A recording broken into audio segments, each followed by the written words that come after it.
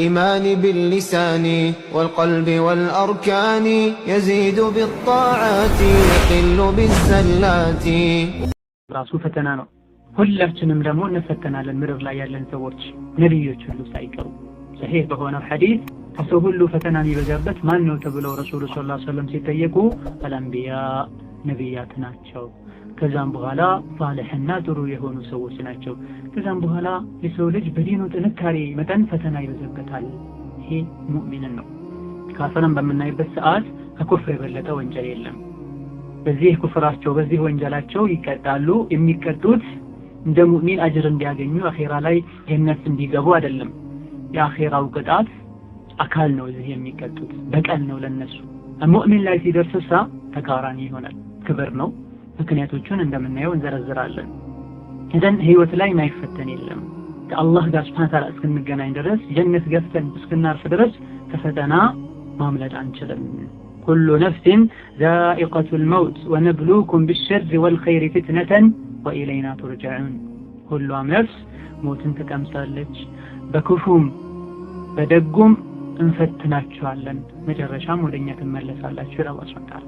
በጥሩ አላህ ይፈትናል፣ በገንዘብ በልጆች ፈትነውት በሐራም ያዘዙት ልጆችን አላስቀየመም ብሎ ልጁ ማይሆን ከሸሪዓ ጋር ይጋጭ አለባበስ መልበስ ፈልጋ ገዛልኝ ስትለው ለልጁ ፍቅር ብሎ ተሸንፎ የሚገዛ ባለቤቱ በወንጀል የምታዘው ባለቤት ማግኘት ልጅ ማግኘት ኸይር ነበር። ወንጀል በእነሱ ምክንያት ከተሰራ ይሄ በጥሩ መፈተን ነው። በመጥፎም እንፈተናለን፣ በረሃብ በበሽታ ማለት ነው። ኢዘን አላህ ሱብሓነሁ ወተዓላ ሱረት አልዐንከቡት የመጀመሪያው አንቀጾች ላይ أحسب الناس أن يتركوا أن يقولوا آمنا وهم لا يفتنون የሰው ልጆች አምነናል ብቻ ብለው በመኖራቸው ሳይፈተኑ ሊያልፉ ይፈልጋሉን ያስባሉን ይላል። እኔ ሙእሚን ነኝ፣ በዲኔ ጠንካራ ነኝ፣ ስንትና ስንት ወንጀሎችን እየተውኩኝ ካፍር እያለ ሙጅሪም እያለ ለምን አላህ እኔን ያሰቃየኛል መባል የለበትም። ሙእሚን ይሄን ሊል አይገባውም። ያልክ እንደሆን ያልሽ እንደሆን ይህ የሙእሚን ለፈተና ያለው አመለካከት እንዳይደለ አውቀሽ ሊስተካከል ይገባል። أحسب الناس أن يتركوا ሰው ልጆች አምነናል ብቻ በማለታቸው እንደዚህ ተትተው ሞተው ጀነት ሊገቡ ይፈልጋሉ እንዴ? ላ ወለቀድ ፈተና الذين من قبلهم ከመሐመድ ኡመቶች በፊት የነበሩ ሙእሚኖችም ቢሆን ፈተናናቸዋል። فلا يعلمن الله الذين صدقوا ولا يعلمن الكاذبين ከልባቸው ያመኑ ሰዎችንም አላህ ያቃቸዋል፣ ውሸታሞችንም አስመሳዮችንም አላህ ሱብሓነሁ ወተዓላ ያቃቸዋል። በሆነ መልኩ የሆነ ጊዜ ፈተና ያንተ ቤትም ያንቺ ቤትም ያንኳኳል። ጤነኛ ሆነህ ስትኖር ከዕለታት አንድ ቀን ስትታመም፣ በሀብት ስትንደላቀቅ ኖረህ ከዕለታት አንድ ቀን ስትደኸይ ተራህ ደርሶ የፈተና አዳራሽ ውስጥ ገብተሃል ማለት ነው። ሰው ችግር ላይ እንደነበረ የሚያውቀው መቼ ነው? ከፈተናው ሲወጣ ነው። ወይም ደግሞ ፈተና ውስጥ ሆኖ ፈተናው ሲከብድበት ነው። አሞት የማያውቅ የህመም ስቃይ ምን ያክል እንደሆነ፣ ፈተናው ምን ያክል ከባድ እንደሆነ አያውቅም። ችግር አይቶ የማያውቅ ድህነትን አይቶ የማያውቅ ድሃ የሆኑ ሰዎች፣ ችግር ያለባቸው ሰዎች ምን አይነት ከባድ ህይወት እንደሚመሩ አያውቅም። በሀብትም በድህነትም በበሽታም በጤናም አላህ ይፈትናል። በሁሉም በእነዚህ ሁሉ ፈተኖች ወቅት ያለህ አመለካከት የሙእሚን ሊሆን ይገባል። ከመፈተን የሚድን ማንም የለም። ትልቅ ስለሆነ ንጉስ ስለሆነ ደካማ ስለሆነ የሚባል የለም። ረሱሉ ሰለላሁ ዐለይሂ ወሰለም ቡኻሪ በዘገቡት ሐዲስ በጣም በላ የሚበዛባቸው ፈተና የሚበዛባቸው ነብዮች ናቸው ብለዋል። ጎረቤቶቻቸው፣ ዘመዶቻቸው፣ ሚስቶቻቸው አዛ ያደርጓቸው፣ ይፈትኗቸው፣ ያስቸግሯቸው የነበሩ ብዙ ነብያት አሉ። ከኛ ውስጥ አላህ ያመጣውን ፈተና አልፈተንም ብሎ አይ ብሎ ቀደርን አሸንፎ መሄድ የሚችልም የለም። ግና በኢማን ጥንካሬ በሙእምንነት ፈተናውን ማለፍ ፈተናውን ተቋቁሞ መወጣት የሚችሉ ሰዎች አሉ። በትዕግስትና በኢማን አጅርን ፈልጎ መርሐባ ብሎ በመቀበል እንዲሁ ከሰዎች ውስጥ ፈተናውን ጀምሮ ተቀብሎ ጊዜው ረዘመ፣ ጥያቄው ከበደ ብሎ የሚወድቁ የሚበሳጩ ተስፋ የሚቆርጡ ይሄ ፈተና ያለ አግባብ ነው የሚሉ አላህ ሱብሓነሁ ወተዓላ የቀደረውን ነገር ተገቢ እንዳልነበረ አላህ ይጠብቀንና ከአላህ የበለጠ እናውቃለን ባዮች አሉ። እንዲህ አይነቱ አመለካከት አንተ ጋር ይኖር አንቺ ጋር ይኖር አይገባም። እኛ የአላህ ነን እንደፈለገ ማድረግ ይችላል። ፈተናው ምንም ይሁን ምን እንደ ቤቱ እንደደረሰበት ሰው ምንም ይክበድ ምን አላህ ነው የመጣው ትዕግስት መደረግ አለበት። ለምን መፈተኛ ነው። አላህ በድህነት ፈትኗቸው ከዲናቸው የሚወጡ ስንቶች አሉ። በህመም መብዛት ምክንያት ተሰቃየሁ ብለው ራሳቸው የሚያጠፉ ስንቶች ናቸው። በመቀጠልም አላህ የሰጣቸውን ነፍስ አጥፍተው አላህ እኔ የሰጠሁትን ነፍስ እኔ ሳላሞታት ሳልገድላት ቀድሞ ራሱን ያጠፋ ጀነት እሱ ላይ እርም ናት። ይህ ወንጀል ላይ እንዲወድቅ የሚያደርጉ ስንቶች ናቸው። ሰብር እናድርግ። በሁሉም ነገር እየተፈተን ነው። ፈተናው ላይ መጠንከርና እንደምንም ፈተናን ለማለፍ መሞከር ይገባናል። አንደኛው የፈተና መብዛትና ሙእሚን ላይ ፈተናዎች የመፈራረቅ ምክንያት የኢማናችንን ደረጃ መገምገሚያ ስለሆነ ነው። በተቻለን መልኩ መጠንከር ይኖርብናል። ፉበይል ብን ዒያድ ረሒመሁላሁ ተዓላ ምን ይላል? الناس ما داموا في عافية مستور የሰው ልጆች ምንም ፈተና ሳይደርስባቸው በሰላም እስከኖሩ ድረስ ሁሉም ዐይባቸው ተደብቆ ደህና ጥሩ ተብለው ይኖራሉ። فإذا نزل بهم البلاء صاروا إلى حقائقهم የተለያዩ የህይወት ፈተናዎች ሲደርሱባቸው ግን እውነታ ሐቂቃቸው የሚታወቀው ያኔ ነው። ጠንካራው ከደካማው፣ ሙእሚኑ ካስመሳዩ፣ ሳብሩ ከሰብር ካሌለው የሚለዩት ፈተና ሲመጣ ነው። ሙእሚኑ ወደ ኢማኑ ይሄዳል፣ ሙእሚንነቱ ይታያል። ሙናፊቁ ደግሞ ወደ ሙናፊቅነቱ ያደላል። ፈተና ሲመጣ ማለት ነው። ድህነትን አልችልም እኔ ብሎ ወለድ ውስጥ ሲገባ ሐራም የሆነ ከስመከሰብ ሲሄድ ያኔ ነው የሚታወቀው። ሙእሚኑሳ ሐራም ከመብላት ድህነት ይሻለኛል ብሎ ምናልባት የሚበላው የሚለሰው የሚቀምሰው አጥቶ መንገድ ላይ እስኪወድቅ ድረስ ሊደርስ ይችላል። በላዎች ፈተናዎች መብዛታቸው የኢማን መገምገሚያ ነው። ሁለተኛው ቀደር ነው። ከአላህ የተሰጠ ዕጣ ፈንታ ነው። አላህ ስብሓነሁ ወተዓላ እድሜን ህይወትን እንደከፋፈለው ለሰው ልጆች የተለያዩ ፈተናዎችን ለሰው ልጆች እንዲደርስባቸው ወስነዋል። ለአንዱ የሆነ አይነት በሽታ፣ ለሌላኛው የሆነ አይነት በሽታ፣ ለአንዱ አንድ አይነት ችግር፣ ለሌላኛው የሆነ አይነት ችግር ከህይወታቸው ጋር ገና ሲፈጠሩ የተቀደረ ነገር ነው። አላህ ሱብሓነሁ ወተዓላ ነሕኑ ቀሰምና በይነሁም መዒሸተሁም ፊል ሐያቲ ዱንያ የሰው ልጆችን ህይወት በህይወትም ውስጥ የሚያጋጥሟቸው ነገሮችን እኔ ነኝ የከፋፈልኩት፣ እኔ ነኝ የቀደርኩት፣ የወሰንኩት ይላል። የሰው ልጆች ሲሳይ ከአላህ በኩል ተከፋፍሎ ተመድቦ የመጣ ነው። በሽታም እንደዚሁ ለገሌ በዚህ ጊዜ እንዲህ አይነት በሽታ ከላይ የተጻፈ ነው። አፍያም እንደዚሁ ነው። ሁሉም ነገር ህይወት ላይ የሚያጋጥሙን ነገሮች ከላይ በቀደር ተጽፈው ተወስነው የመጡ ናቸው። እንዴት ተደርጎ ታዲያ አላህ በቀደረው ነገር ከአላህ እንጋጫለን? ወንድ ሆኖ ተፈጥሮ ለምን ወንድ ሆንኩኝ ብሎ የሚያለቅስ የለም። ሴት ሆና ተፈጥራ ለምን ሴት ሆኜ ተፈጠርኩኝ መቀየር አለብኝ ጾታዬን አይልም። አስተሳሰቡ የተበላሸ ካልሆነ በስተቀር አላህ የቀደረው ነገር ስለሆነ መበሳጨት ከሙእሚን አይጠበቅም። ቀደርንም መጥላት ከሙእሚን አይጠበቅም። ለኢማን 6 ማዕዘኖች ያሉት ከነዚህ ከስድስቱ አንዱ አልኢማኑ ቢልቀዳኢ ወልቀደር አላህ በወሰነውና በፈጸመው ነገር ሁሉ ደስተኛ ሆኖ ማመን ነው። ጊዜን፣ ዘመንን፣ የተለያዩ ነገሮችን አትስድ። እንዲህ ባይሆን እንዳይሆንም ነበር፣ ምን አይነት ዘመን ነው፣ ምን አይነት ጊዜ ነው፣ ምን አይነት ሀገር ነው አትበል። አላህ ነው የቀደረው። የፈለገውን በሽተኛ ያደርጋል፣ የፈለገውን ጤነኛ ያደርጋል፣ የፈለገውን ሀብታም፣ የፈለገውን ድሃ ያደርጋል።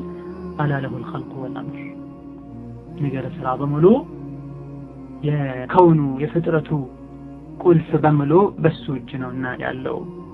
እንዲህ እስከሆነ ድረስ ነገሩ ለአላህ ስብሓነሁ ወተዓላ ትእዛዝና ቀደር እጅግራችንን እንስጥ። አላህ በቀደር እገሌን እገሊትን ይገጥማት ይደርስባታል ብሎ የወሰነው ነገር እንደማይቀር እንወቅ። በቀደር ያልተጻፈብን ነገር እኛ ላይ ሊደርስ አይችልም። ምንም ብንፈራ ምንም ብንሰጋ፣ የተጻፈው ደግሞ ምንም ብንሸሽ ብንጠነቀቅ ሊቀር አይችልም። ህይወት ሁሌም በአንድ መልኩ እንድትኖርና እንድትቀጥል እንዳማረበት እንደተመኘው ምንም አይነት እሱ ማይመኘው ነገር ሳይገባበት በአንድ መስመር ብቻ ህይወቱ እንዲጓዝ የፈለገ ሰው የአላህ ቀደር በሱ ሐሳብ መሰረት በሱ ዝንባሌ መሰረት እንዲቀደር እንዲከሰት እንደመፈለግ ማለት ነው። አላ ለሁል ኸልቁ ወልአምር ሁሉም ነገር ስብሓነሁ ወተዓላ በአላህ እጅ ነው። የፈለገውን የሚገድል ሌላውን የሚፈጠር የፈለገውን የሚያሳጣ ሌላው እንዲያገኝ የሚያደርግ ኩለ የውምን ሁወ ፊ ሻን ይርፈዑ ወይኽፊድ አንዱን ከፍ አንዱን ዝቅ ያደርጋል አንዱ ሲሞት ሌላውን ይተካል ሌት ተቀን ሁሌ እሱ ስራ ላይ ነው ቀደር ነው ቅስማ ነው አላህ የወሰነው ነገር ነው አላህ በወሰነው ነገር ልንበሳጭ አይገባንም ያ صاحب الهم ان الهم منفرج ابشر بخير فان الفارج الله الله يقدروا ብለን ለአላህ Subhanahu Wa Ta'ala ቀደሮች እጅግ ሰተን በተቻለ መልኩ ሰብር አድርገን አልፎም ሽክር ሁሉ አልহামዱሊላህ አላህ ቢወደኝ የፈተነን ብለን ለዚህ ፈተና አላህ Subhanahu Wa Ta'ala መውጫ ያበጅልናል ብለን ወደ አላህ ተስፋ ያደረግን እንደሆነ ዱዓ ያደረግን እንደሆነ ከአላህ በኩል መውጫው ይመጣል ፈርጁ ይመጣል ከማን በተቃራኒ ከሚበሳጭ ተስፋ ከሚቆርጥ መጥፎ ቃል ከሚናገርና በሐራም መንገድ መውጫ ከሚፈልግ ሰው በተቃራኒ ማለት ነው አንተ ጭንቅና ሐሳብ የበዛብህ ፈተናዎች የተነባበሩብህ ወይ አብሽር መውጫ የሚያበጀው አላህ ነው ተስፋ አትቁረጥ ለሁሉ ነገር አላህ አለለህ አላህ ከችግር በኋላ ብሎትን ያመጣል لا تجزعن فإن القاسم الله አትበሳጭ አትናደድ ነገሮችን ሁሉ ያከፋፈለውና ህይወት ላይ የሚከሰቱ ነገሮችን ሁሉ የፈደረው አላህ ነው ማንም አንተን ለመበደል አንድ ነገር አንተ ላይ የጫነብህ የለም አንድ ፈተና ከደረሰብህ فتقبلله وارضى به በአላህ ተማመን አላህም ያደረገውን ነገር ወደህ ተቀበል ان الذي يكشف البلوى هو الله አደጋዎችን የሚያስወግደው ቦታቸው ላይም ጥሩ ነገር የሚተካው አላህ ብቻ ነው والله ما لك غير الله من احد ከአላህ ሌላ ላንተ ለሰው ልጅ ማንንም የለውም ሰው ልጆች ሊጠቅሙ ቢሞክሩ አላህ በቀደረው መጠን ነው ሊጠቅሙ የሚችሉት ሊጎዱም ቢሞክሩ በፍጹም አይጎዱም አላህ የቀደረው ከሆነ እንጂ ስለዚህ ለጥሩም ለመጥፎም አላህ Subhanahu Wa Ta'ala የቀደረው እስከሆነ ድረስ ወደ አላህ መጮህ ነው መጥፎንም እንዲያነሳለን ጥሩንም እንዲሰጠን እንዲጨምርልን فحسبك الله في كل لك الله الله ይበቃሃል በሁሉም ነገር አላህ አለልህና ወደ አላህ ለነመለስ ሰብር ልናደርግ ቀደሩን ልንወድ ይገባናል ኡሁድ የሚባል ትልቅ ተራራ አለ መዲና ውስጥ ያን ተራራ የሚያካክሉ ወርቆችን ሁሉ አንድ ሰው ሰደቃ ቢሰጥ በቀደር ሳያም የሞት እስከሆነ ያ ሰደቃው አይጠቅመውም ይላሉ ከሰለፎች መሃል አንደኛው በጣም የሰው ልጅ ላይ ከሚከብዱ ነገሮች አንዱ በቀደር ማመን ነው የሆነ ነገር በተከሰተ ቁጥር እንዲህ ባረኩኝ እንዳይሆንም ነበር እንዲህ በሆነ እንዲህ አይሆንም ነበር ያሉ ሰዎች ምክንያት ሲፈጥሩ ይሰማል እንጂ አላህ ቀድሮት ነው ሲሉ አይሰማም ሶስተኛው ፈተናዎች መብዛት ለሙእሚን ኸይር ነው ከአላህ በኩል የተሰጠውም ጸጋ ነው ግን በመስፈርቶች አሉ እነዚህ መስፈርቶች ከተሟሉ ነው ይህ ኒዕማ የሚሆነው ስጦታ የሚሆነው ጸጋ የሚሆነው ፈተናዎች ምንም ይሆኑ ምን ለሙእሚን ኸይር ነው ለሙእሚን እንጂ ለማንም አደጋ ደርሶበት ኸይር ነው አይባልም ካፍር ላይ አደጋ ቢደርስ ኸይር ነው አይባልም ካፍር ላይ ፈተና ቢፈራዳ ኸይር ነው አይባልም ለሙእሚን ግን ጥሩ ነገር ቢደርስበት ኸይር ነው መጥፎ ነገር ቢደርስበት ኸይር ነው ይህ ነው ረሱሉ ሰለላሁ ዐለይሂ ወሰለም عجبا لأمر المؤمن ነገሩ በጣም ይገርማል የሙእሚን አደጋ ቢደርስበት ለሱ ኸይር ነው ጥሩም ነገር ቢያጋጥመው ለሱ ኸይር ነው አደጋ ቢደርስበት ሰብር ያደርጋል የሰብረኛ የተደስተኛ አጅሩ ብዙ ነው ስለዚህ ለሱ ኸይር ሆነለት ማለት ነው ጥሩም ቢያጋጥመው ኸይር ነው ጥሩ አላህ ሲሰጠው ያ አላህን ያመሰግናል የሚያመሰግኑ ሰዎችን አላህ ይወዳል ይጨምርላቸዋል ይህ ደግሞ ለሙእሚን እንጂ ለማንም ይሄ ማድረግ የለውም ይላል ፈተና ለሙእሚን ኸይር ነው ሸርጡ ከተሟላ የሸርጡ የመስፈርቱ ምንድነው ይሄን አላህ የሰጠንን ኒዕማ ወዶ መቀበል ነው አለበት ወዶ መቀበል መኖር አለበት ትዕግስት መኖር አለበት ቅድም ባነሳነው ኢማም ሙስሊም በዘገቡት ሐዲስ እንደተጠቀሰው ማለት ነው ሙእሚን ነገር በጣም ይገርማል ኸይርም ከደረሰበት ያመሰግናል ሸር ከደረሰበት ሰብር ያደርጋል ስለዚህ ሰብር አንዱ ሸርጥ ነው ኒዕማ ይሆን ዘንድ ኸይር ይሆን ዘንድ قد ينعم الله بالبلوى وإن عظمت ويبتلي الله بعض القوم بالنعم الله سبحانه وتعالى ሙእሚኖችን በበላ በአደጋ በተለያዩ ፈተናዎች ኒዕማ ውለታ ሊውልላቸው ይችላል ፈትኗቸው ውለታ አው አዱንያ አጭር ጊዜ ናት በአዱንያ ፈትኗቸው ሰብር ያደረጉ እንደሆነ የዚህ ሰብራቸው ውጤት ጀነት ያስገባቸው ኒዕማ ሆነ ማለት ነው ሌሎችን ሰዎች ደግሞ በኒዕማ በጸጋ ሊፈትናቸው ይችላል ካፍር የሆነ አፈንጋጭ የሆነ ሰው ሀብቱን ልጆቹን ደስታውን የተለያዩ ነገሮች ሲሰጣቸው ካላመሰገኑ ካልታዘዙ አላህ ሱብሓነሁ ወተዓላ ይበቀላቸዋል። فعسى أن تكرهوا شيئا ويجعل الله فيه خيرا كثيرا عند النجر ልትጠሉት ትችላላችሁ እዛ ነገር ውስጥ ግን ለእናንተ ብዙ ኸይር አለው ለእናንተ ብዙ ደግ ነገር የሚበጅ ነገር ውስጡ ላይ ያዘለ ሆኖ ሳለ እናንተ ልትጠሉት ትችላላችሁ። وعسى أن تكرهوا شيئا وهو خير لكم ብዙ ነገር አንድ ነገር ልትጠሉት ትችላላችሁ ይህ ለእናንተ ኸይር ሆኖ ሳለ አንድ ነገር ደግሞ ልትወዱ ልትመኙ ትችላላችሁ ይህ ለእናንተ ክፉ ሆኖ ሳለ والله يعلم وأنتم لا تعلمون الله ያውቃል እናንተ ግን አታውቁም። ስለዚህ በስተጀርባ ያለውን ነገር አላህ ያውቀዋል እናንተ ግን አታውቁትም። ይሄን ልናቅ ይገባናል። ይህ ለምን ሆነ ብለን ከመበታጨት ይልቅ ከጀርባው አንድ ነገር ሊኖር ይችላል ብለን ልንደሰት ይገባናል። ያንዳንዱ ነገር አላህ በሕክማው በጥበቡ የቀደረው የፈጠረው ነገር አላህ ተቀደረለት ጊዜ ወደፊት ወደ ኋላ አይዘነፍም። አንድ ነገር ልትጠሉት ትችላላችሁ አላህ ግን ሱብሓነሁ ወተዓላ ያውቃል እኛ አናውቅም። ስለዚህ አንተ የአላህ ባሪያ እንጂ የአላህ ባሪያ አላህ ሱብሓነሁ ወተዓላ የፈተነሽ እኮ ኒዕማውን ሊያወርድ ሊሰጠን ፈልገው ነው። የሰጠን ሀብት የሚወስደው ለበጎ ነው። ይህን አስመልክቶ ከደጋግ ሰለፎች መሃል አንደኛው ምን ይላል? አንድ አደጋ ደርሶብህ ትዕግስት ያደረግክ እንደሆነ አደጋ ፈተና አንድ ብቻ ነው የሚሆነው። ግን አደጋ ደርሶብህ ፈተና ደርሶብህ ያልታገስክ እንደሆነ ሁለት አደጋ ነው አንተ ላይ የሚከሰተው። አንደኛው የምትወደውን ነገር ታጣለህ በፈተናው ማለት ነው። ሁለተኛው ሰብር ያለ ማድረግህ በሰብሩ ታገኘው የነበረውን አጅር ታጣለህ። መፈተን ኸይር ነው ተዋብኑ አጅር አለው ሰብር ያደረግን እንደሆነ ማለት ነው። አላህ ሱብሓነሁ ወተዓላ ሱረቱ አልሐጅ 11ኛው አንቀጽ ላይ ومن الناس من يعبد الله على حرف ሰው ልጆችም ውስጥ አላህን ጫፍ ላይ ሆኖ የሚገዛ የሚያመልክ ሰው አለ። ጥሩ ነገር ከገጠመውና እንዳሰበው ከሆነለት እዛው ይቀጥላል። ፊትናና አደጋዎች ሙሲባዎች የደረሱበት እንደሆነ ወደ ኋላ ይመለሳል። አዱንያውንም አኺራውንም ማጣ ከሰረ። ይሄ ነው ትልቅ ክፋራ ማለት ለአላህ ሱብሓነሁ ወተዓላ ኩን ፊ ኡሙሪከ ሙዕሪضን ወኩሉ الأمور إلى القضاء ነገሮች ሁሉ ሲደርሱብህ አትጨነቅ ሁሉም ነገር በአላህ ቀደር ነውና የሚሆነው። አብሽር ደግሞ አንደኛው ፈተና ቢደርስብህ ከጊዜ በኋላ በዛ ፈተና ምክንያት ያን ፈተና የሚያስረሳ ኒዕማን ጸጋን አላህ ጥሩ ነገር ይተከልሃል። ስንትና ስንት የሚጠሉ ነገሮች አሉ መጨረሻቸው የሚወደዱ እኔ ባለማወቅ እኮ ይሄን ነገር ጣልቼው ነበር ለካስ ጥሩ ነው ብለህ መጨረሻ ላይ የሚደረስበት ማለት ነው። ፈተናዎች ምንም ይሁኑ ምን ለኛ ኸይር ናቸው። እንሰብር ሌሊት ምንም ቢረዝም የሆነ ሰዓት ላይ ጎህ ነግደዱ ፀሐይ መውጣቱ አይቀርም። ፈተናው ምንም ይሁን ምን ሙእሚኖች ሆይ ሰብር አድርጉ ታገሱ ኸይር ነው። ለኢን ማል ዑስሪ ይስራ አላህ ሱብሓነሁ ወተዓላ አጥብቆ ተናግሯል። ከችግር በኋላ ድሎት አለ። የአላህን ቃል በተስፋ እንጠብቅ።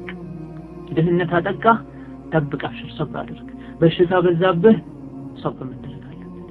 ወዶ መቀበል አለበት።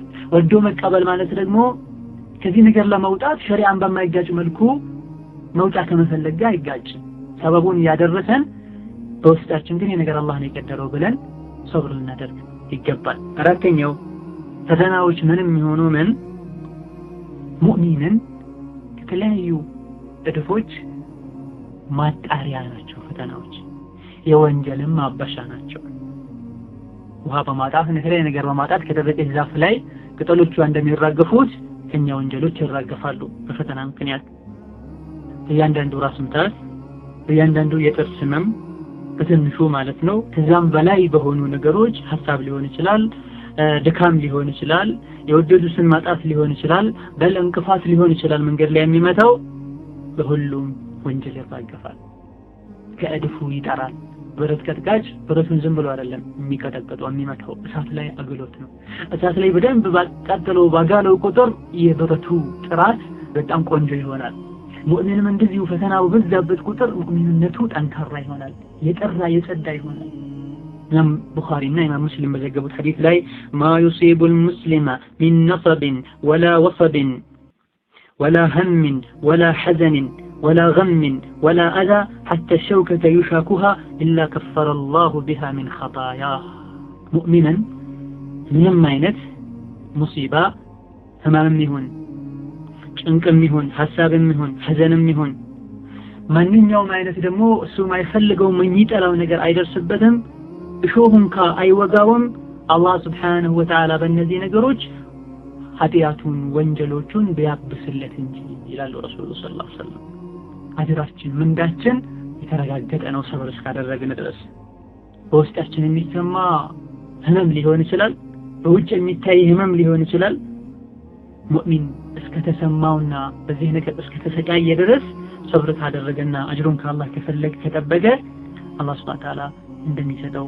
ቃል ተገብቶለታል ሐዲስ ላይ እንደተገኘው ረሱሉ ሰለላሁ ዐለይሂ ወሰለም ሳኢድ ምትባል ሴትን ሊጠይቁ ይገባሉ በቤት በጣም ስትታመም ስትሰቃይ ምን ነው ሲሏት እሷም አልሁማ ራስ ምታት ትኩሳት ነው አላህ በረካ ያድርጋት እቺ ራስ ምታትና ትኩሳት አለቻቸው ረሱሉን ሰለላሁ ዐለይሂ ወሰለም ህመሙን እያረገመች ነው እሷ ረሱሉ ምናልባት لا تسب الحمى ራስ ምታትን ትኩሳትን አትስደቢ فإنها تذهب الخطايا فإنها ራስ ምታትና ትኩሳት ወንጀልን የሰው ልጆችን ወንጀል ታብሳለች በረስ ቀጥቃጭ እሳት ላይ በረቱን ሲያጋየውና ሲቀጠቅጠው የበረቱ ቆሻሻ ነገር እንደሚወገደው ሁሉ ይሏታል ረሱሉ ሰለላሁ ዐለይሂ ወሰለም ሐዲሱን ኢማም ሙስሊም ሰሒሐቸው ላይ ዘግበውታል ሌላኛውም ሐዲስ ላይ ቡኻሪና ሙስሊም ዘገቡት ሐዲስ ላይ ማንኛውም ሙስሊም አዳ በሽታ ስቃይ በሚደርስበት ሰዓት ወንጀሎቹ ይራገፉለታል ልክ ከዛፍ ላይ ደርቆ ቅጠል እንደሚራገፈው ይላሉ ሰብር የሚያደርጉ ሰዎች አጅርን ከአላህ የሚፈልጉ ሰዎች በትልቁም በትንሹ እንኳን ደስ ያላቸው በል ሐዲስ ላይ አዱንያ ላይ ፈተና ይበዛባቸው የነበሩ ሰዎች ሰብር አድርገው ወደው ያለፉ እንደሆነ አኺራ ላይ ያላቸውን ማዕረግ ሰዎች ሲያዩ ሁሉም ሰዎች በተፈተንና እንደነሱ በሰበር ይላሉ አኺራ ደረጃቸውን ሲያዩ ማለት ነው እደን ሰብር አድርጉ አላህ ነው የቀደረው ብላችሁ ወዳችሁ ተቀበሉ እንቀበል አምስተኛው ደረጃ ማዕረግ መጨመሪያ ነው ጀነት ላይም ያማሩ ድርሻዎችን መያዣ ነው ፈተና መብዛት ቀደም እንዳልነው ሙእሚንን ፈተናዎች ባጋጠሙት ቁጥር ወርዶ የተቀበለ እንደሆነ ወንጀልን ይሰርዙለታል ወንጀለኛ ከሆነ የሰው ልጅ ሆኖ ደግሞ ማይሳሳት የለም ልዩነቱ ወንጀል ላይ መዘውተር ወንጀልን አውቆ መደጋገም ላይ ነው እንጂ ይህ ካልሆነና አላህ የጠበቃቸው ሰዎች ከሆኑ የተቀን አላህ Subhanahu Wa Ta'ala ላለማስቀየም ጥረት ያደረጉ ራሳቸውን የጠበቁና አላህ የረዳቸው ብዙም ወንጀል ያለባቸው ሰዎች ውስጥ ከሆነ ደግሞ ፈተናው የሚበዛበት ሰው ማዕረጉ ይጨምራል ደረጃው ከፍ ይላል ሐዲስ ላይ አላህ Subhanahu Wa Ta'ala ለመላእክቶች ይላቸዋል ያንድን ባሪያ ያንድን ሙእሚን ህፃን ልጅ በሚገድሉ ጊዜ قبضتم ثمرة فؤاده ልጁን ገደላችሁበትን ሰውነቱ ቁራጭ የሆነ የልቡ ፍሬ የሆነ ህፃኑን ወሰዳችሁን ብሎ መላእክቶችን ያወቀ አላህ ይጠይቃቸዋል አዎን ይሉታል አላህ ይኔ ምን አለ ታዲያ ልጁ ሲሞት ብሎ ይጠይቃቸዋል አሁንም ያወቀ ይጠይቃል አልহামዱሊላህ አለ አመሰገነ እንዲሁ ኢና ሊላሂ ወኢና ኢለይሂ ራጂዑን አለ ይህን የጠፋው በዚህ ጊዜ ልጅ ሞተባትና ሶላት አሰግድ ጥሩ ቃል አትናገር ሂጃቧን አትጠብቅ ልጇ ሞተ ኢማኗም ሐያዋም አብሮ ይሞታል ስትወራጭ ስትወድቅ ፀጉሯን ስትነጭ ይታያል ሂጃቡ ሁሉ ይረሳል ትንሽ ነገር አመመቻትና ሆስፒታል ሄዳ ሂጃቡ ይወድቃል خلاص ሆስፒታል ተኝታ የተለያየ ወንድ ገብቶ ይወጣል ትንሹን አቅም ያላት ሂጃቧን ለመጠበቅ ጥረት አታደርግ ቀደም እንዳለው ኹበይል እንዳሉት በፈተና ሰዓት ሰዎች ይወድቃሉ ለይተለ ሆስፒታል አካባቢ እህቶች ታሞ የተኙ እንደሆነ የሚከሰተው መገላለጥ የሚከሰተው ሂጃብ ላይ መዘናጋት እጅግ በጣም አሳፋሪ ነው የተቻለ መልኩ ሰብር መደረግ ለፈተናዎች ማለት ነው እንዲሁ ዲንን እንዳይነኩ ሁለት ፈተና እንዳይሆንብን መጠንቀቅ ይኖርብናል ልጅ በሚሞትበት ሰዓት ባለሽን በምታጭበት ሰዓት አንተም ልጅህን ምስትህን የምትወዳቸው ሰዎችን በምታጣበት ሰዓት አንዱን አጥተህ ሌላ እንዳይመጣ ሰላት ሳይሰግዱ ይቆያሉ ሱብሃንአላህ ብዙ ኢባዳዎችን ያሳልፋሉ ይህ መሆን የለበትም። የሙእሚን አቋም ምንድነው? አልሐምዱሊላህ መባል አለበት። የፈለገውን ያደርግ አላህ መብቱ ነው። ይሄን እስካላመን ድረስም ህይወት አጥመንም በሰላም መኖር አንችልም። ጀነቱ ሪዳ የሚባል ነገር አለ። ምድር ላይ ሲኖር አንድ ጀነት አለ። ይሄ ምንድነው? አላህ የቀደረውን ነገር ወደን መቀበል ጀነት አለ። ሁሉ ነገር ሲሆን ወደን የተቀበልን እንደሆነ መጨነቅ አይኖርም። ለወደፊቱ መስገብገብ አይኖርም። ባለፈው ነገር ራስን ማሰመም አይኖርም። አላህ ቀድሮት ነበር ሆነ አለፈ። መጥፎ ነገር እንዳይከሰት በተቻለ መልኩ ጥንቃቄ እናደርጋለን። ከሆነሳ አልሐምዱሊላህ ረዲና ቢላሂ ረባ፣ አላህ ጌትነቱን ወደን ተቀበለናል። ጌታዬ እንደፈለገ ያርገኝ፣ ሲፈልግ ያኖረኝ፣ ሲፈልግ ይግደለኝ፣ ሲፈልግ ያቁመኝ፣ ሲፈልግ ያስቀምጠኝ፣ ሲፈልግ በድህነት ሲፈልግ በሀብት ያኖረኝ እንዳረገኝ ሆናለሁ። መላእክቶችን ምን አለ ታዲያ ልጁን ስትገድሉ ብሎ አውቆ ይጠይቃቸዋል። አመሰገነህ አንተን ደግሞ ኢና ሊላሂ ወኢና ኢለይሂ ራጂዑን አለ። እህቶችን አደራ የምለው ነገር ሙሲባዎች፣ ፈተናዎች ሲመጡ በተለይ ቤተሰብ ወዳጅ ማጣት ሲከሰት ኢማናችሁ በጣም ይወርዳልና አብዛኞቹ ተጠንቀቁ። ሁለት ሙሲባ አይሆንባችሁ። ይህን አላህ ምን ይላል? እብኑ ሊዐብዲ በይተን ፊል ጀነ። እንግዲያውስ በዚህ ፈተና ፈትኜው አልሐምዱሊላህ ብሎ ያመሰገነኝ ባሪያዬ ለሱ ጀነት ላይ ቤት ስሩለት። የቤቱንም ስም ደግሞ በይተል ሐምድ በሉት።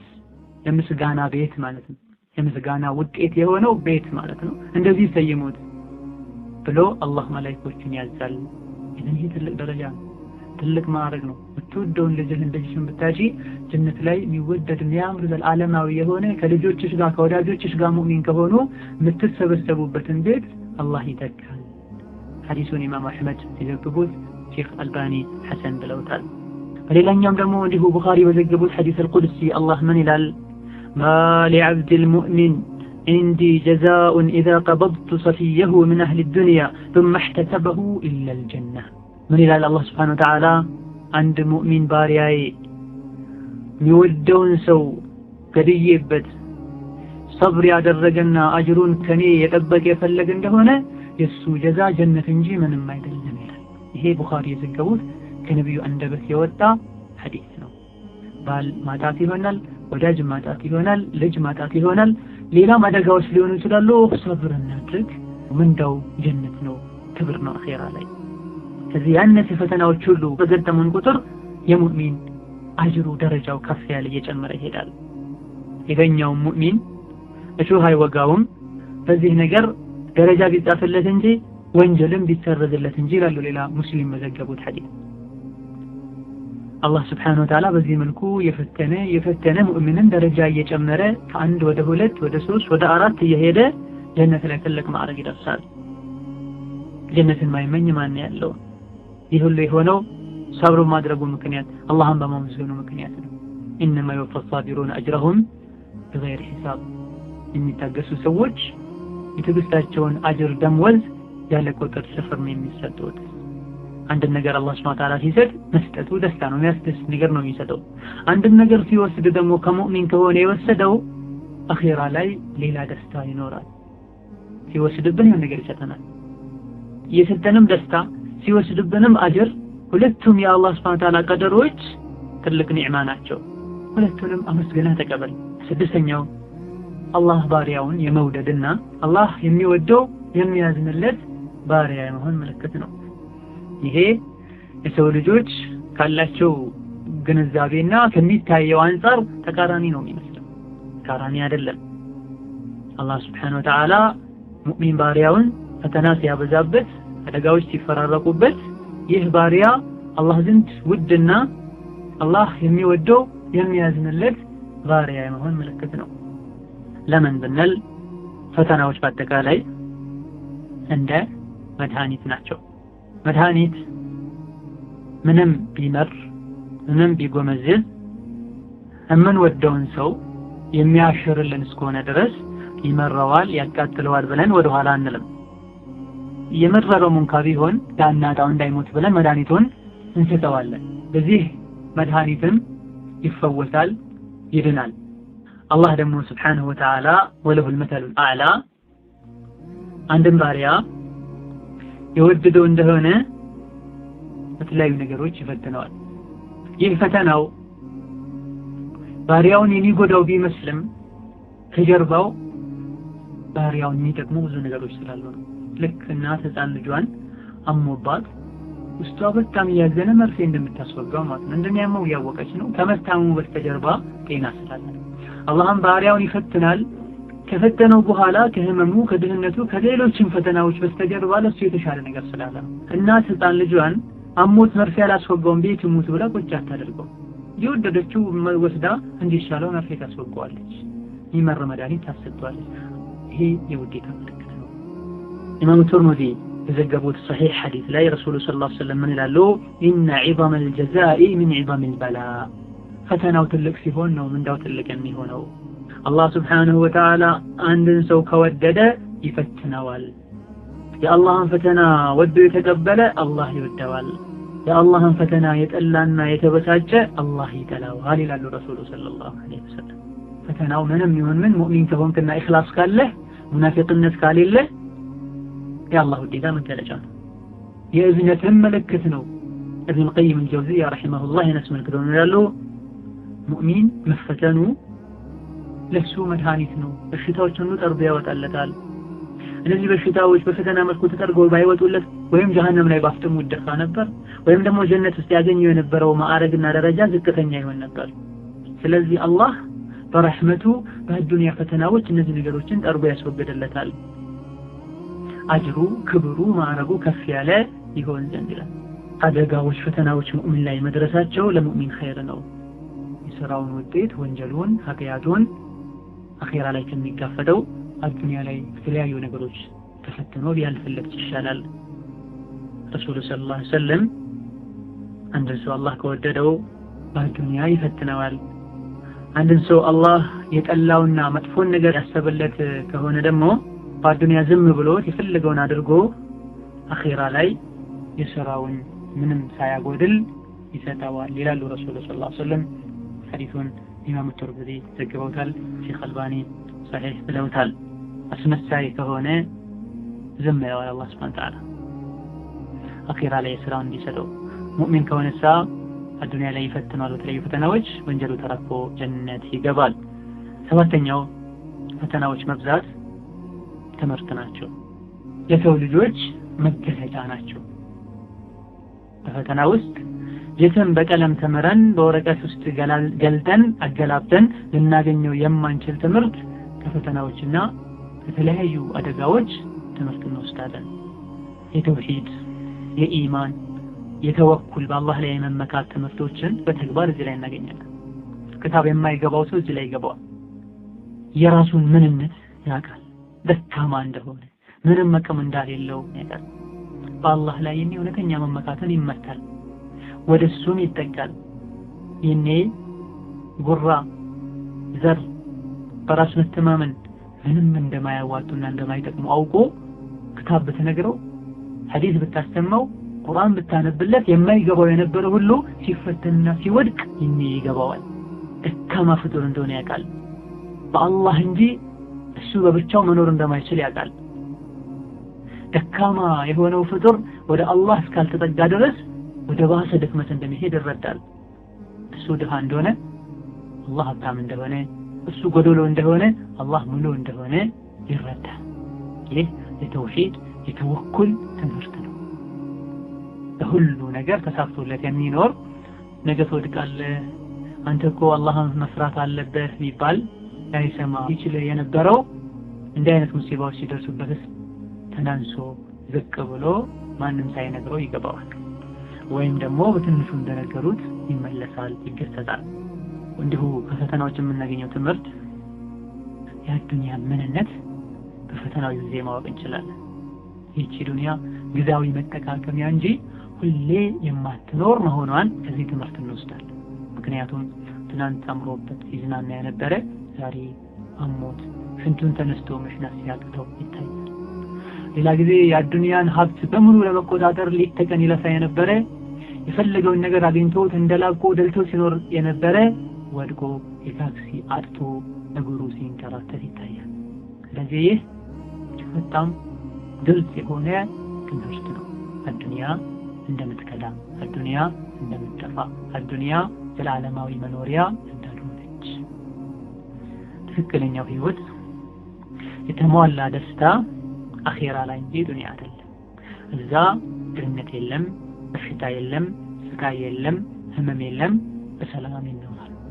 وإن الدار الآخرة لهي الحيوان لو كانوا يعلمون إلى الله سبحانه وتعالى ونتኛ የተሟላ ህይወት የአኺራ ህይወት ነበረ ሰዎች ቢያውቁ አያውቁም። የአኺራውን ቸላ ብለው አዱንያን ለማሟላት ይጥራሉ እንጂ ስቃይ መከራ ውጣ ወረድ የተሞላባት መሆኗን ሲገልጽ لقد خلقنا الإنسان في كبد የሰው ልጅን የተለያዩ ውጣ ወረዶች የሚያጋጥሙት የተለያዩ ውጣ ወረዶችን የሚጋፈጥ ተደርጎ ተፈጥሯል። ሲወለድ በስቃይ ነው የሚወለደው። ተለመደው ከእናቱ ማህፀን ውስጥ ሲወጣ አየር ሲቀየርበት የሚደርስበት ስቃይ፣ አድጎ ሲገረዝ የሚደርስበት ስቃይ፣ ለአካለ መጠን ደርሶ የተለያዩ የህይወት ኃላፊነቶች ሲጫኑበት የሚደርስበት ስቃይ፣ ወልዶ አግብቶ ቤተሰብ ሲያስተዳድር የሚደርስበት ስቃይ፣ ሲሞት የሚደርስበት ስቃይ፣ ሲያረጅ የሚደርስበት ስቃይ፣ ብዙ ፈተኖችና ስቃዮች አሉ። አሁን ሙሉ የነበረች ትንሽ ቆይታ ትጎድላለች። ዛሬ ታስቅ የነበረችው ነገ ታስለቅሳለች። እዛና ዱንያ ላይ ኒዕማ ቢኖርም ጸጋ ቢኖርም ፈተናው የበዛ ነው። ሐቂቃዋ ዱንያ ምን እንደሆነች በፈተና ሰዓት ታውቃታለህ። ይሄን ያወቀን ግን እንረሳለን። የረሳነውን እንድናስታውስ አላህ ይፈተነናል ለአኺራ እንዘጋጅ ዘንድ። አኺራ ደግሞ እንዲህ አይነት ጣጣዎች ተውረዶት የሉባትም። فاعمل لدار غد رضوان خازنها الجار أحمد والرحمن بانيها قصورها ذهب والمسك تربتها والزعفران حشيش نابت فيها. يا الدنيا حقيقة ومن ناقب الساعات يا الدنيا من النسبة من رداب الساعات من لما اتفى كل متامر له نشو الأخيرة لسرع يمين تمرت النوستال الأخيرة لنجو هاجر سدا طباقوا رضوان من يبال ملايكة يلبات هاجر قربيته أحمد رسول صلى الله عليه وسلم የሚሆኑባት ሀገር የገነባት ደግሞ ረህማን አላህ የሆነችው ሀገርና መጣት ህንጻዎቿ ከወርቅ የተሰሩ አፈሮቿ ምስክ የሚባል ሽቶ የሆኑ ሳሮቹ ደግሞ ዘዕፍራን የሚባል ቅጠል የሆኑ ጀነት ውስጥ ገብቶ በሰላም ምንም ሳይቸገሩ ምንም አደጋ ሳይደርስብህ እንድትኖር ለመስራት ትገፋፋለህ። አዱንያን ፍቅር ከልብህ አውጥተህ ለመኖር ብቻ ትሰራለህ፣ ለመኖር ብቻ ትሰራለሽ። ሶስተኛው እንዲሁ ከፈተና የምናገኘው ትምህርት የአላህ Subhanahu Wa Ta'ala ብዙ የተረሱኛ ላይ የነበሩ ኒዕማዎችና የአላህ ስጦታዎችን በሰላም ጊዜ የማናያቸው ስናጣቸው እናፍቃለንና ይሄን እንድናስታውስ ያደርገናል። ሙሲባዎች አደጋዎች ሲደርሱ በጤንነት ጊዜ በሀብት ጊዜ በሰላም ጊዜ የነበርንበትን ኒዕማ ይህንን የምናውቀው ለረጅም ጊዜ በሰላም የኖረ ሰው የተወሰነ ጊዜያት ሲወድቅና አደጋ ሲያጋጥመው ያን የኖርበት የነበረውን ኒዕማ ያውቀዋል። የሚገባውን ማመስገን አላህ እንዳላመሰገነ ያን ይረዳል። የአላህን ስጦታን በአግባቡ እንዳልተጠቀመበት ያን ይረዳል። ሕከማዎች ምን ይላሉ? الصحة تاج على رؤوس الأصحاء لا يراها إلا المرضى። ይህንነት በሰላም የሚኖሩ ሰዎች ጭንቅላታቸው ላይ የተቀመጠ ዘውድ ነው። ይሄን ዘውድ የሚያየው ያደረገው ሰው ሳይሆን ይሄን ማዕረግና ይሄን ሰላም ደስታ አፊያ ያጡ ሰዎች ናቸው የሚያዩት ይላሉ። ታሞ የማያውቅ ሰው የህመምን ስቃይ አያውቅም። ቅድም እንዳልነው ዳህይቶ የማያውቅ ሰው የደህንነትን ሰቆቃ ሲቀምሰው እንጂ አያውቀውም። ስለዚህ ሶስተኛው ከዚህ የምናገኘው ትምህርት የነበርንበትን ደስታ እናውቀዋለን። አራተኛው እንዲሁ ከፈተና የምናገኘው ትምህርት ፈተናዎች ሁሌ እንድንገሰጽ ያደርጉናል። በጥሩ አብዝተን እንዳንደሰት፣ በመጥፎ ነገርም አብዝተን እንዳንከፋ ያደርገናል። ለምን? ከጥሩ ነገር በስተጀርባ ፈተና ሊኖር ይችላል። ከመጥፎ ነገር በስተጀርባ ምንም ብናዘን ኸይር ነገር ደግ ነገር ሊኖር ይችላል። አምስተኛው ትምህርት ፈተናዎች መብዛት የራሳችንን ወንጀል ዞር ብለን እንድናስብ ያደርገናል። ራሳችንን እንድንገመግም ያደርገናል። ይሄም ተውበትን እንድናደርግ በሩን ይከፍትልናል። አላህ ደግሞ وما أصابك من سيئة فمن نفسك ምንም አይነት ክፉ ሰው ላይ አይደርስም ራሱ በሰራው ስራ እንጂ ይላል። ይሄ ፈተና ሲደርስ ምን አድርጌ ይሆን ብለን ራሳችን እንድንገመግም ያደርገናል።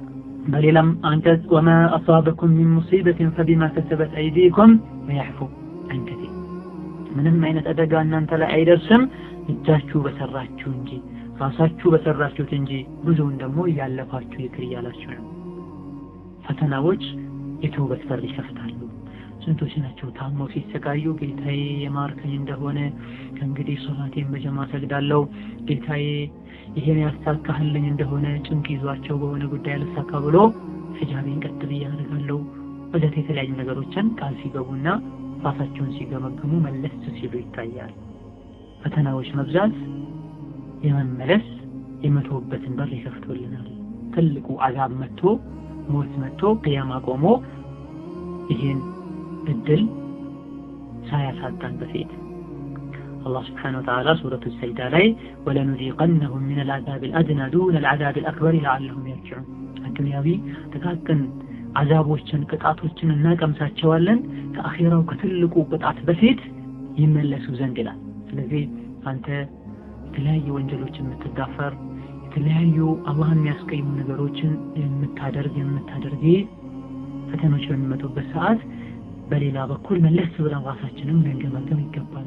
ለምን ይሆን ፈተና የመጣው ልንል ይገባናል። ስድስተኛው ትምህርት ፈተናዎች ህይወት ላይ የሚያጋጥሙ ባላዎች የሰው ልጅን ሰብር እንዲኖረው ተግባራዊ ትምህርት ናቸው። ስለ ሰብር በጣም ማውራት የሚችል ሰው ሊኖር ይችላል፣ እንዴት መሰበር እንዳለበት ግን የማያውቅ ማለት ነው። ስለዚህ ፈተናዎች መብዛት ተግባራዊ የሰብር ትምህርት ነው። ሁላችንም በሁሉም ነገር ሰብር ያስፈልገናል። ሐቅ ላይ መጽናት የምንችለው ሰብር ሲኖረን ነው። አላህን በስርዓቱ መገዛት የምንችለው ሰብር ሲኖረን ነው። ከወንጀል መራቅ የምንችለው ሰብር ሲኖረን ነው። የተለያዩ ህይወታችን ላይ የሚያጋጥሙ ነገሮችን መወጣት የምንችለው ሰብር ሲኖረን ነው። አላህ የቀደራቸው በጣም የሚከብዱ ነገሮችን ማሳለፍ መወጣት መቀበል የምንችለው ሰብር ሲኖረን ነው። በሁሉም ነገር ሰብር ያስፈልጋል። ወደ ጀነት የሚወስደን ስንቅም ሰብር ነው። የአላህን ውዴታ እንድናገኝ የሚያበቃን ሰብር ነው። ጀነትን የምናገኘው በአዱንያም ትልቅ ማዕረግ የምናገኘው በሰብር ነው። وما يلقاها إلا الذين صبروا وما يلقاها إلا ذو حظ عظيم ትልቅ ስነ ምግባርን ትልቅ ማዕረግን ሰብር ያደረገ ሰው እንጂ አያገኝም። እነዚህ ፈተና የምናገኛቸው ትምህርቶች ከየትም ልናገኛቸው አንችልም ከፈተና እንጂ። ፈተና ተፈተነህ እንጂ ከየትም ልታገኛቸው ጥፈህ የምትመገበህ ልትወስዳቸው አትችልም። እዘን በላዎች በደረሱበት ጊዜ በሰላም የወጣን እንደሆነ ይሄን ሁሉ ማዕረግ እናገኛለን። በጥቂቱ የፈተና ምክንያቶችና የህይወት ፈተናዎች ሲያጋጥሙን አብረው ሊመጡ የሚችሉ ለኛ የሚበጁ ነገሮችን ካየን በኋላ አሁን ቀደም የነበሩ ሰዎች በፈተና ዙሪያ አንዳንድ ያሏቸውና የደረሱባቸውን እኔ ደጋግ ቀደምቶቻችን አርአያዎቻችን ፈተናዎች መብዛት ሰበብ እንዳለው ምክንያት እንዳለው ሲያውቁና አላህ የቀደረው ነገር መሆኑን ሲረዱ በፈተና ጊዜ ሁኔታቸው ከኛ የተሻለ ነበር። በሁሉም ነገር እንደሚሻል ሁሉ ማለት ነው። በትዕግስታቸው፣ በቆራጥነታቸው፣ በመጽናናታቸው፣ አጅር በመፈለጋቸው ቆንጆ አርአያዎች ናቸው ለኛ። ዑመር ረዲየላሁ ዐንሁ ታላቁ ሰሃቢ ፈተና በደረሰበት ጊዜ ብዙ ጊዜ አልሐምዱሊላህ ሲል ይሰማ ነበር። ለምንድን ነው አንተ በፈተና ጊዜ በአደጋ ጊዜ አላህን ማመስገን የምታበዛው ሲባል ምን ነበር? ምንም አይነት ፈተና አደጋ እኔ ላይ አይደርስብኝም፣ በእነዚህ አደጋዎች አላህ እኔ ላይ አራት ጸጋዎችን የሰጠኝ ቢሆን እንጂ ከዚህ ሙሲባ ጋር። አንደኛው ይሄ ሙሲባ በዲኔ ላይ የመጣ አለመሆኑ፣ ዲኔን የሚፈታተን ዲኔን የሚያስለቅቅ አለመሆኑ አንድ ኒዕማ ነው። ሁለተኛው አሁን ካለው የበለጠና የባሰ አለመሆኑ ሌላ ኒዕማ ነው። ሶስተኛው አላህ ያደረሰብኝን ፈተና ወልጄ መቀበል መቻሌ፣ ትዕግስትንና ሰብርን ቀደርን ማመንን አለመነፈጌ ሌላ ሶስተኛው ጸጋ ነው። አራተኛውና ትልቁ ደግሞ በዚህ ነገር አላህ Subhanahu Wa Ta'ala ወደፊት አጅር እንደሚሰጠኝ ትልቅ ተስፋ አለኝ። እነዚህ አራት ነገሮች አላህን እንዳመሰግነው ያደርገኛል። ሰው ብር ሲሰጠው ነው የሚያመሰግነው፣ የፈለገው ሲሳካለት ነው የሚያመሰግነው። ፈትኖንም አላህ እናመሰግነው ይገባል። ዑመርን ተከትለን ዑርዋ ብን ዙበይር ረሂመሁላህ ተዓላ እግሩ በህመም ምክንያት እንዲቆረጥ በጊዜው የነበሩ ሐኪሞች ይወስናሉ። እግሩም ይቆረጣል በውሳኔያቸው መሰረት። ይህ አደጋ ሲደርስበት ምን ይላል? اللهم لك الحمد ጌታዬ ሆይ ምስጋና ላንተ ይድረስህ ተመስገን። አንድ እግሬን ብትወስድ ሌላ አስቀርተህልኛል። አሁን ብትፈትነኝ ከአሁን ቀደም በሰላም አኖረኸኛል ብሎ ጸጣል። ካሁን በኋላ ማን ሊጦረኝ ነው? በግሬ የነበረ ስንት ነገር የማደርገው ብሎ ከገባ ከወጣ ጋር አላወራም፣ ብሶቱን አላወራም። ይህም ብሎ ጸጣል። በማግስቱ ከልጆቹ መሃል እጅግ በጣም የሚወደው መሐመድ የሚባል ልጁን ግመል በእግሯ መታ ገደለችው። ሞተ። ለጋ ወጣት ነበር። ልጁ እንደሞተም ሰማ። ትናንትና እግሩ ተቆርጦ ዛሬ ልጁ ሞተ። ትናንት ያለውን አለ ያህኑኑ ደገመ። ጌታዬ ሆይ ምስጋና ይገባህ። አንድ ብትወስድ ሌላ አስቀርተሃል። አሁን ብትፈትን ከአሁን ቀደም በሰላም ለብዙ ጊዜ አኖርሃናል። ምን ማለትህ ነው ተብሎ ይሄንኑ አጭር ቃላቶችን እንዲያብራራ ሲጠየቅ ምን አለ? እኔ 4 አካሎች ነበሩኝ፣ እጅ እግሮች ማለት ነው። 2 እጅ 2 እግር። ከነዚህ ውስጥ አንድ ወሰደ፣ 3 አስቀራለኝ። እንዲሁ ለኔ 7 ልጆች ነበሩኝ፣ አንድ ወሰደ፣ 6 አስቀራለኝ። ከአሁን ቀደም በህይወቴ በሰላም አኖሮኝ ነበር፣ አሁን በምታዩት ነገር ፈተነኝ። ታዲያ ላመሰግነው አይገባም እንዴ? ተመልከቱ እንዴት እንደነበሩ። ትልቅ ምሳሌ ሰጥተው ሄደዋል። አላህ ከነሱ ጋር ጀነት ላይ ይሰብስበን፣ የነሱንም ፈለግ ለመከተል ያብቃን። ትንሽ ሙሲባ ምን ትልቅ ሙሲባ በደረሰብን ሰዓት እነሱ የነበራቸው አይነት አቋም ሊኖረን ይገባል። ችግር በደረሰ ሰዓት ሰብር ማጣት፣ መበሳጨት የነሱ ባህሪ አልነበረም። ፈተናዎችን ያመጣው አላህ ያነሳቸዋል። ከአሁን ቀደም በሰላም በደስታ ሲኖር እንዳልነበር ሁሉ ትንሽዬ ህይወቱ ላይ እንቅፋት ብትመታው ሲበሳጭ፣ ቀደርን ሲሰድብ፣ ዘመንን ጊዜን ሲሰድብ ይታያል። ሱብሃንአላህ። ምናልባትም በወንጀሉ አላህን ባለማክበሩ የመጣ ሊሆን ይችላል። ጌታዬ ምን አድርገህ ነው ለምን እንዲህ ታደርገኛለህ ብለው ሲያማሩ ይታያል። ሰለፎች ግን ሰሃቦች ግን እንዲህ አይነት አቋም አልነበራቸውም። አሁን ያነበብነውን አሁን የሰማነውን አይነት አቋም እንጂ። አንድ እግር ብትወስድ አንድ አስቀርተሃል። ከልጆች መሃል ከ6 ከ7 አንድ ብትወስድ 6 አስቀርተሃል። ሁሉንም ወስድ ጨርሶ ቢወስደው አልሐምዱሊላህ ከማለት ሌላ እነሱ አቋም አልነበራቸውም። ፈተሸበሁ ቢህም ኢን ለም ተኩኑ ሚስለሁም ኢነ ተሸቡሃ ቢልኪራሚ ፈላሑ። እነዚህ ሰዎችን ለመምሰል ሞክሩ፣ ጣሩ። ራሳቸውንም ባትመስሉ እዛ ማድረግ ባትደርሱ ለመምሰል ጣሩ።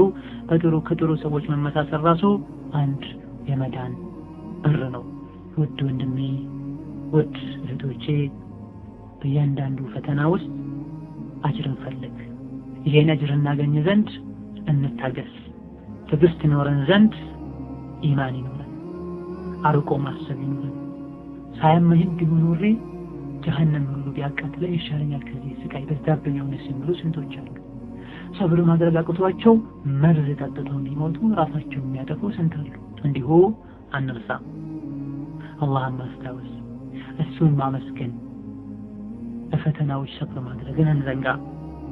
ይህ ደግሞ ኢኽላስ ሊኖረን ይገድላል። ሰው ጠንካራ ነው ሳብር ነው እንዲለን ሳይሆን በኢኽላስ መሆን አለበት። እንዲሁ አላህ ሁሌ እንደሚያየን አንዘንጋ። ውስጣችን ላይ ያለውን ችግር አላህ እንደሚያውቀው አንዘንጋ። አላህ ስብሓነሁ ወተዓላ ከአባት ከእናት ከወገን ከዘመድ የበለጠ ለእኛ አዛኝ እንደሆነም አንዘንጋ። እንደዚህ አዛኝ የሆነው አላህ በሆነ ነገር ሲፈትነን አላህን ስብሓነሁ ወተዓላ መጥፎ እንደሆነና ጨካኝ እንደሆነ አድርጎ መቅረጽ፣ ስሞታ ለሰዎች መናገር ተገቢ አይደለም። አደጋዎች በሚደርሱብን ሰዓት ከዚህ የባሰ ቢደርስብን ምን ነበር ልሆን የምችለው ብለን ማስታወስን አንዘንጋ። በአንድ ነገር ቢፈትነን በብዙ ነገሮች አስደስቶናል። የሆነ ነገር ቢወስድብን ሌላ ብዙ ነገሮችን ሰጥቶናል። ይሄን እናስታውስ። እንዲሁ በቀደር እኛ ላይ የተጻፈ ነገር የማይቀር እንደሆነ እንወቅ። በቀደር ያልተጻፈብን ነገርም እኛ ላይ እንደማይደርስ እንወቅ። ፈተናዎች በብዙ ቁጥር ማድረግ እንደሚጀምር አላህ ስብሓንሁ ወተዓላ አንድ ነገር ቢሰጥ እስከ ተወሰነ ጊዜ እንደሆነና በፈለገ ጊዜ እንደሚወስደው አውቀን ሰብር እናድርግ። አጅሩን ከአላህ እንፈልግ። መበሳጨትን ተስፋ መቁረጥን ምንም እንደማይጠቅመን እንወቅ። ይልቁንስ አላህ ዘንድ ያስቀጣናል፣ ትልቅ አጅርን ያስመልጠናል። አደጋው ምንም ቢበዛ ምንም ቢነባበር ረሱልን ሰለላሁ ዐለይሂ ወሰለም ከማጣት የበለጠ ሙሲባ አይደለም የሚሆነው። ህይወት ላይ የተለያዩ ፈተናዎች ቢፈራረቁ ግን እነዚያ ሁሉ ፈተናዎች ተሰብስቦ አንድ ቦታ ቢቀመጥና ረሱልን የማጣት ፈተና አንድ ጫፍ ቢቀመጥ የቱ ይመዝናል? ረሱልን የማጣት ፈተና ሰለላሁ ዐለይሂ ወሰለም። ይህን መጽናናት እንችላለን። ረሱሉ ሰለላሁ ዐለይሂ ወሰለም ኢማሙ አልበይሀቂ ተዘገቡትና ሼኽ አልባኒ ሰሒህ ባሉት ሐዲስ إذا أصاب أحدكم مصيبة فليذكر مصيبته بي فإنها من أعظم المصائب አንዳችሁ ላይ ምንም አይነት ፈተና ምንም አይነት ሙሲባ በደረሰባችሁ ጊዜ እኔን የማጣታችሁን ሙሲባ አስታውሱ። ይሄኔ ፈተናዎች ሁሉ ይቀሉላችኋል። እኔን ማጣት የፈተናዎች ሁሉ ፈተና ነው ይላሉ ረሱሉ ሰለላሁ ዐለይሂ ወሰለም። ረሱሉ ሰለላሁ ዐለይሂ ወሰለም ያሉት ነገር አብዛኞቻችን ስለማይገባን እንጂ ረሱልን የማጣት አደጋ ከሁሉም አደጋ የባሰ ነው፣ ከሁሉም ፈተና የከፋ ነው። ነቢ ሰለላሁ ዐለይሂ ወሰለም ከኛ ጋር ቢኖሩ አጠገባቸው ብንኖር ሊወርድ የሚችለውን ረሕመት ተመልከቱ፣ ሊኖር የሚችለውን በረካ ተመልከቱ፣ ሊኖር የሚችለውን ኢማን ሙሐባ ፍቅር ተመልከቱ። ሰሓቦች ይኖሩበት የነበረውን አይነት ሐያት እንኖር ነበር ማለት ነው። አደጋዎች ፈተናዎች ቢደርሱ ወዲያውኑ ከሰማይ ምላሽ ይመጣል በነቢ አማካይነት ሰለላሁ ዐለይሂ ወሰለም። ከረሱል ጋር ይኖርን እንደሆነ ሰሓባ ነበርን ማለት ነው። ሰሓባ ደግሞ ከረሱሉ ጋር ሰለላሁ ዐለይሂ ወሰለም ለቅጽበት ለደቂቃዎች ተገናኝቶ አምኖ የኖረ ሰው ደግሞ ካልተገናኘ ሰው ሰሓባ ካልሆነ ሰው ያለው ልዩነት እንደ ሰማይና ምድር ነው። ረሱልን ሰለላሁ ዐለይሂ ወሰለም እንኳን ብዙ ፈተናዎች እኛ ላይ ቢደርሱ ከዛ ፈተና አይበልጥም። ይሄንን እናስታውስ። እንዲሁ ፈተና በደረሰብን ሰዓት ኢና ሊላሂ ወኢና ኢለይሂ ራጂዑን اللهم أجرني في مصيبتي واخلف لي خيرا منها مالة النساء. إنا لله وإنا إليه راجعون. إن يا الله نن ودسم تملاش وجنن يكايوهي بذي أدقاي صبر ستهن عجل ستين كذي يتشعلم نقر تكالين بلو. إذن يعني ندهونا الله سبحانه وتعالى بمصيباتشن بفتناتشن مكنيات صبر أدرقن عجل ستنال كالنا بطنيتهم يتشعلن يفتر لنال. ሰዎች ይሄን ትተው መበሳጨት መወራጨት ነው የሚቀድማቸው። ይሄን ዱዓ ግን ነብዩ የነገሩንን ዱዓ ብናደርገው ኢና ሊላሂ ወኢና ኢለይሂ ራጂዑን ብንል اللهم اجرني في مصيبتي واخلف لي خيرا منها ብንል አረብኛውን ባንችለው በአማርኛ በሚገባን ቋንቋ ጌታዬ ሆይ እኛ ያንተነን ወደ አንተው ተመላሽነን ያኒ እንደፈለክ አድርገን ማለት ነው። እባክህ በዚህ ፈተናዬ ሰብር ሰጥተኸኝ አጅር ጻፍልኝ የተሻለም ተካልኝ መውጫ ብትልኝ ብንል አላህ የተሻለን ይሰጠናል። ይሄን ዱዓ አንዲት ሴት ባሏት የሞተባት ነብዩ በይው ይሄን ዱዓ አሏት። በውስጧ ከኔ ባል የሚሻል ደግሞ ማን አለና ነው ለማንኛውም ነብዩ በያሉኝ ነገር ማለት አለብኝ ብላ አለች። ከዛ በኋላ የተከሰተውን ተመልክቶ ከትንሽ ጊዜ በኋላ ረሱሉ ሰለላሁ ዐለይሂ ወሰለም ሽማግሌ ልከው ይህችን ሴት አገቧት። ከዛ በኋላ ምን ትል ነበረ? ባሌን አጣው ኢና ሊላሂ ወኢና ኢለይሂ ራጂዑን አልኩኝ የሰው ልጆች ሁሉ ምርጥ መሐመድን ሰለላሁ ዐለይሂ ወሰለም አላህ ሰጠኝ ትላለች። ስለዚህ ምንም እንጣ ምንም ይደርስብን ይሄን ዱዓ እንበለው አንርሳው የተሻለ እናገኝ ዘንድ። እንዲሁ ከአላህ ረሕመት ተስፋ መቁረጥ የበላዎች ሁሉ የፈተናዎች ሁሉ ፈተና እንደሆነ ነው። ምንም ሙሲባው ይብዛ ምን ከአላህ ረሕመት ተስፋ መቁረጥ የለብንም። በቃ በዚህ መልኩ ልሞት ነው በዚህ መልኩ ልኖር ነው የሚል ስሜት አይሰማኝ። ሁሌም ተስፋ እናድርግ አላህ ሁሌም ድሎትን እንጠብቅ ከአላህ። የሰው ልጆችን አላህ Subhanahu Wa Ta'ala ሲፈትናቸው ለሕክማ ነው። ከበስተጀርባው ብዙ ኸይር አለው ኸይሩን ይጠብቅ። አላህ Subhanahu Wa Ta'ala በይነማ العسر يسر ከድህነት በኋላ ከችግር በኋላ ከፈተና በኋላ ድሎት አለ ያለ ነው። አላህ ይዋሽም። እንዲሁ እንጠንቀቅ። ተፈትነን ከፈተና በኋላ አላህ ኒዕማውን ሲሰጠን ቅንጦት አላህን ማመስገን እንዳያሰርሰን እንጠንቀቅ። ይሄን ያደረግን እንደሆነ አላህ Subhanahu Wa Ta'ala ሱረቱ ዙመር 8ኛው አንቀጽ ላይ وإذا مس الإنسان ضر دعا ربه منيبا إليه የሰው ልጅ አንድ አደጋ ሲደርስበት ወደ አላህ ስብርብር ብሎ ተጠግቶ አላህን ይለምናል። ወዲያውኑ ግን ከችግሩ ወደ ድሎት ሲያወጣው አላህን ይረሳል በማለት አላህ Subhanahu Wa Ta'ala እንዲህ አይነት መጥፎ ሰዎች እንዳሉ ተናግሯልና እንዲህ አይነቱ ባህሪ ያንቺ ሊሆን አይገባም። በላዎች ፈተናዎች መብዛታቸው ቅያማን የሚያስታውስ መሸሻ መግቢያ የሚጠፋበት ቀን ቅርብ እንደሆነ የሚነግረን መሆኑን አስታውሺ። አዱንያ መዘውተሪያ እንዳይደለች እኔ ለአኺራ መስራት እንዳለብን ምንም ማይደፈርስ ሁሌ የጠፋ ያማረ ህይወት የምንኖርበት አኺራ እንደሆነ እናስታውስ ይገባናል። በመጨረሻም ውድ ወንድሞች እህቶች ብዙ ፈተና ደረሰብኝ የምትሉ ወገኖች አብሽሩ አላህ Subhanahu Wa Ta'ala እንዲሁ ሰዎችን ዝም ብሎ አይፈትንም። አላህ የፈጠራቸው ፍጡሮች እናት ለህፃን ልጇ ከምታዝነው የበለጠ የሚያዝን ጌታ ነው ረሱል እንዳሉት ሰለላሁ ዐለይሂ ወሰለም። ስለዚህ ሁሉም ለበጎ ነው አላህ የፈተነን ያለው ለኸይር ነው ሙእሚኖች ሙስሊሞች እስከሆነ ድረስ አብሽሩ በአላህ ተስፋ ኑሩ ኢማናችን እስከተስተካከለ ድረስ صبر ከኛ እስካልተለየ ድረስ ስቃዩ መከራው ምንም ይርዘም ምንም ይብዛ ከለታት አንድ ቀን የአላህ ፈረጅ ይመጣል። ተስፋ አንቁረጥ። ስንጀምር ያነበብነው አንቀጽ አሁንም በሱ ንግግራችንን እንቋጫለን። አላህ Subhanahu Wa Ta'ala ሱረቱል በቀራ 155 እስከ 57 ምን ይላል? ولنبلونكم بشيء من الخوف والجوع ونقص من الأموال والأنفس والثمرات وبشر الصابرين الذين إذا أصابتهم مصيبة قالوا إنا لله وإنا إليه راجعون أولئك عليهم صلوات من ربهم ورحمة وأولئك هم المهتدون اللهم اجعلنا منهم يا رب العالمين. ولنبلونكم يسول جوجوي انفتناچوالن بشيء بأنداش نجر فهون نجر من الخوف تفرهات بسقات لهون شلال والجوع برهاب لهون شلال ونقص من الأموال حفتن بمكسر لهون شلال والأنفس نفس بماتات وداجن لجن بكسبن بماتات لهون شلال والثمرات ገበሬዎች አካባቢ ውድ ሀብት የተከበረ ሀብታቸው ሊሆን ይችላል ፍሬ በማጣት ሊሆን ይችላል በተለያዩ ነገሮችን ፈተናቸዋለን። ወበሽር الصابرين ፈተና ሲደርስባቸው ሰብር የሚያደርጉ ሰዎችን አብስራቸው ነብዩን ነው አላህ ቢለው አብሽሩ ፈተና ያደረሰባችሁ ሰዎች አላህ እንዲሁ አብሽሩ አይልም።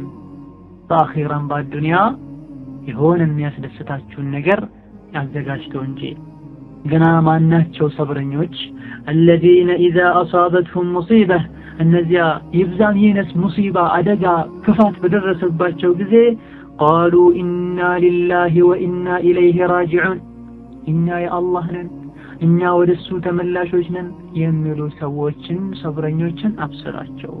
أولئك እንደ አይነት ሰዎች عليهم صلوات من ربهم ورحمة وأولئك هم المهتدون يعني ሰዎች አላህ Subhanahu Wa Ta'ala ወንጀላቸውን ይመራቸዋል ረህመቱንም ያወርድባቸዋል ያዝንላቸዋል። እንዲሁም እነዚህ አይነት ሰዎች ናቸው ቀናውን መንገድ የጨበጡት ትክክለኛ ማመን ያመኑትም እንዲህ አይነት ሰዎች ናቸው ይላል ቁርአን ውስጥ ያለው ነገር በሙሉ ሐቅ ነው። በዱንያም በአኺራ የሰብርን የመታገስን በፈተና የመጽናትን ውጤት ታዩታላችሁ እናየዋለን። ምንም ፈተና ቢበዛ አላህ እስካለ ድረስ መውጫ እንደሚኖር ተስፋ እናድርግ። ዱዓ አይለየን።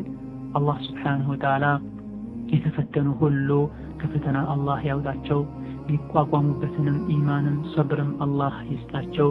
والله تعالى أعلم وصلى الله وسلم على سيدنا وحبيبنا محمد وعلى آله وصحبه أجمعين. السلام عليكم ورحمة الله وبركاته.